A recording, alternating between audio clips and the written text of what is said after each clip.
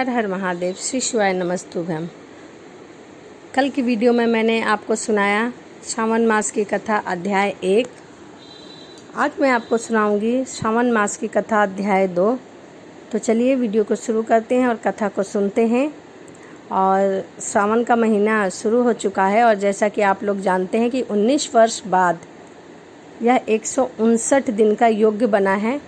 तो इसमें आप जितना भी पूजा पाठ दान करेंगे वो 10 गुना मिलेगा। तो इसीलिए कोशिश करिए ज़्यादा से ज़्यादा पूजा पाठ करने की और दान करने की। तो चलिए इसी के साथ वीडियो शुरू करते हैं और कथा का श्रवण पान करते हैं। ईश्वर बोले, हे महाभाग, आपने उचित बात कही है। हे ब्रह्मपुत्र, आप विनम्रता गुणी, श्रद्धालु तथा भक्ति संपन्न श्रोता है। अनघ, आपके श्रवण मास के विषय में विनम्रता पूर्वक जो पूछा है उसे तथा जो नहीं पूछा वह सब अत्यंत हर्ष तथा प्रेम के साथ मैं आपको बताता हूँ। द्वेष न करने वाला सबका प्रिय होता है और आप उसी प्रकार के विनम्र हैं, क्योंकि मैंने आपके अभिमानी पिता ब्रह्मा का 5वां मस्तक काट दिया था, तो भी आप उस द्वेष भाव का त्याग करके मेरी शरण में आए हैं। अतः हे तात, मैं आपको सब कुछ बताऊंगा, आप एकाग्रचित होकर सुनिए। हे योगिन, मनुष्य को चाहिए कि श्रवण मास में नियम पूर्वक नवधा व्रत करे और पूरे महीने भर प्रतिदिन रुद्र अभिषेक करे। अपनी प्रत्येक प्रिय वस्तु का इस मास में त्याग कर देना चाहिए। पुष्पों, फलों, दांतों, तुलसी की मंजरी तथा तुलसी दल और बेल पत्र से शिव जी की पूजा करनी चाहिए। 1 करोड़ शिवलिंग बनाना चाहिए और ब्राह्मणों को भोजन कराना चाहिए। महीने भर धारण पारण व्रत अथवा उपवास करना चाहिए। इस मास में मेरे लिए अत्यंत प्रीतिकर पंच अमृत अभिषेक करना चाहिए। इस मास में जो जो शुभ कार्य किया जाता है वह अनंत फल देने वाला होता है। हे मुने, इस माह में भूमि पर स्वयं ब्रह्मचारी रहें और सत्य वचन बोले। इस माह को बिना व्रत के कभी व्यतीत नहीं करना चाहिए। फलहार अथवा हविष्यान ग्रहण करना चाहिए। पत्ते पर भोजन करना चाहिए। व्रत करने वाले को चाहिए कि इस माह में शाक का पूर्ण रूप से परित्याग कर दे। साग मतलब हरी पत्तेदार सब्जियां। हे मुनि श्रेष्ठ, इस मास में भक्ति युक्त होकर मनुष्य को किसी न किसी व्रत को अवश्य करते रहना चाहिए। सदा आचरण परायण, भूमि पर शयन करने वाला, प्रातः स्नान करने वाला और जितेंद्रिय होकर मनुष्य को एकाग्र किए गए मन में प्रतिदिन मेरी पूजा करनी चाहिए। इस मास में किया गया पूजा निश्चय रूप से मंत्रों की सिद्धियां करने वाला होता है। इस मास में शिव को पंचाक्षर मंत्र अथवा गायत्री मंत्र का जाप करना चाहिए और शिव जी की प्रदक्षिणा, नमस्कार तथा वेद पारण अवश्य करना चाहिए। पुरुष सूक्त का पाठ अधिक फल देने वाला होता है। इस मास में किया गया ग्रह यज्ञ, कोटि होम, लक्ष्य होम तथा आयुत होम शीघ्र ही फलीभूत होता है और अभीष्ट फल प्रदान करता है।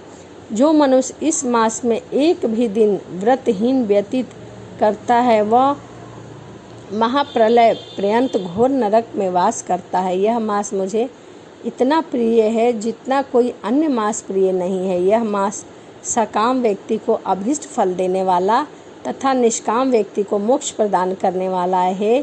तात, इस मास में जो व्रत और धर्म है उन्हें मुझसे सुनिए। रविवार को सूर्य व्रत तथा सोमवार को मेरी पूजा, नवधा भोजन करना चाहिए। श्रवण मास के पहले सोमवार से आरंभ करके 3.5 महीने का रोटक नामक व्रत किया जाता है। यह व्रत सभी वांछित फल प्रदान करने वाला है। मंगलवार को मंगल गौरी का व्रत करें, बुधवार को बृहस्पति के दिन इन दोनों वारों का व्रत, शुक्रवार को जीवंतिका व्रत और शनिवार को हनुमान तथा नरसिंह का व्रत करने का नियम बताया गया है। हे मुनि, अब तिथियों में किए जाने वाले व्रतों का श्रवण करें। सावन के शुक्ल पक्ष की द्वितीय तिथि को औदुंबर नामक व्रत होता है। सावन के शुक्ल पक्ष की तृतीय तिथि को गौरी व्रत होता है। इस प्रकार शुक्ल पक्ष की चतुर्थी तिथि को दुर्वा गणपति नामक व्रत किया जाता है। हे मुनि, उसी चतुर्थी का दूसरा नाम विनायक चतुर्थी भी है। शुक्ल पक्ष में पंचमी तिथि नागों के पूजन के लिए माना गया है। हे मुनि श्रेष्ठ, इस पंचमी को गौरव कल्याण आदि नाम से भी जाना जाता है। षष्ठी तिथि को सुपौध व्रत और सप्तमी तिथि को शीतला व्रत करना चाहिए। अष्टमी और चतुर्थी तिथि को देवी का परित्रोपण व्रत होता है। इस माह में शुक्ल तथा कृष्ण पक्ष की दोनों नवमी तिथियों को नवकता व्रत करना का नियम बताया गया है। शुक्ल पक्ष की 10वीं तिथि को आशा नामक व्रत होता है। इस मास में दोनों पक्षों में दोनों एकादशी तिथि को इस व्रत की कुल और विशेषता मानी गई है। श्रावण मास के शुक्ल पक्ष की द्वादशी तिथि को श्री विष्णु का पवित्र रोपण व्रत बताया गया है। इस द्वादशी तिथि में भगवान श्री हरि की पूजा करके मनुष्य परम गति को प्राप्त हो जाता है। उत्सर्जन, उपकर्मा, सभा, दीप सभा में उपकर्म, इसके बाद रक्षाबंधन, पुनः श्रवण कर्म, सर्प बलि और हयग्रीवा का अवतार, ये 7 कर्म पूर्णमासी तिथि को करने चाहिए। श्रवण मास में कृष्ण पक्ष में चतुर्थी तिथि को संकट चतुर्थी व्रत कहा गया है और श्रवण मास के कृष्ण पक्ष की पंचमी तिथि के दिन मानव कल्याण आदि नामक व्रत को हमें अवश्य करना चाहिए। हे द्विजितम, कृष्ण पक्ष की अष्टमी तिथि को श्री कृष्ण का पूर्ण अवतार हुआ। इस दिन उनका अवतार हुआ है, अतः उस दिन महाउत्सव के साथ इस दिन का व्रत करना चाहिए। हे मुनि श्रेष्ठ, इस अष्टमी को मनवांदी तिथि जानना चाहिए। श्रवण मास की अमावस्या तिथि को पिठोरा व्रत कहा गया है। इस तिथि में कुशों का ग्रहण और वृषभों का पूजन किया जाता है। इस मास में शुक्ल पक्ष की प्रतिपदा तिथि से लेकर सब तिथियों के पृथक पृथक देवता हैं। प्रतिपदा तिथि के देवता अग्नि, द्वितीय तिथि के देवता ब्रह्मा, तृतीय तिथि की गौरी, चतुर्थीय तिथि के देवता गणपति, 5वें तिथि के देवता नाग और षष्ठी तिथि के देवता कार्तिकेय हैं। सप्तमी के देवता सूर्य हैं और अष्टमी के देवता शिव हैं। नवमी की देवी दुर्गा, 10वीं की देवता यम और एकादशी तिथि के देवता विशेष देव कहे गए हैं। त्रयोदशी के देवता कामदेव हैं और चतुर्थी के देवता शिव, पूर्णिमा के देवता चंद्रमा और अमावस्या के देवता पीतर हैं। ये सब तिथियों के देवता कहे गए हैं। जिस देवता को जिस तिथि हो उस देवता को उसी दिन में पूजा करनी चाहिए। प्राय इस मास में अगस्त्य का उदय होता है। हे मुने, मैं उस काल को बता रहा हूँ, आप एकाग्रचित होकर सुने।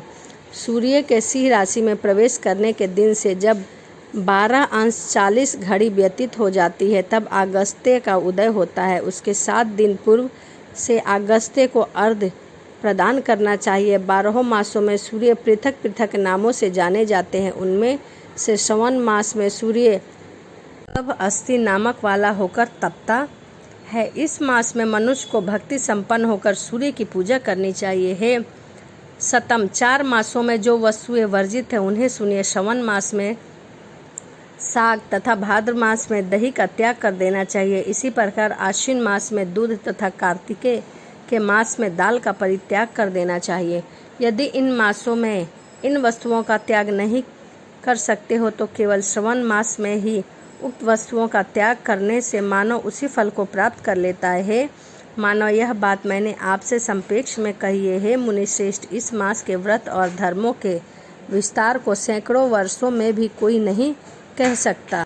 मेरी अथवा विष्णु की प्रसन्नता के लिए संपूर्ण रूप से व्रत करना चाहिए, पर मार्थ की दृष्टि से हम दोनों में भेद नहीं है। जो लोग भेद करते हैं वह नरकगामी हैं।